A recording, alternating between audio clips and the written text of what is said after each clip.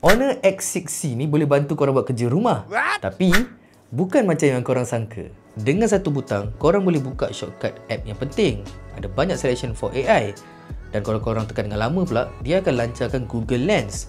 Nak scan soalan ke, nak translate bahasa ke, nak cari barang ke, semua boleh. Nak jawab soalan homework pun tak ada masalah. Kalau ada orang lain photobomb masuk dalam frame, guna je AI eraser. Macam tak pernah wujud.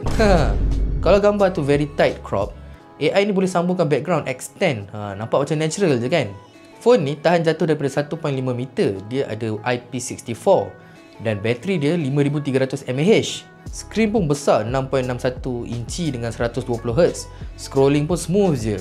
Siap ada eye comfort mode kalau korang jenis suka layan video.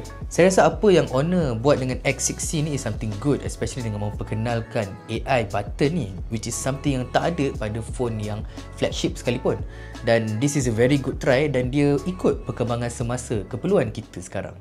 What do you think?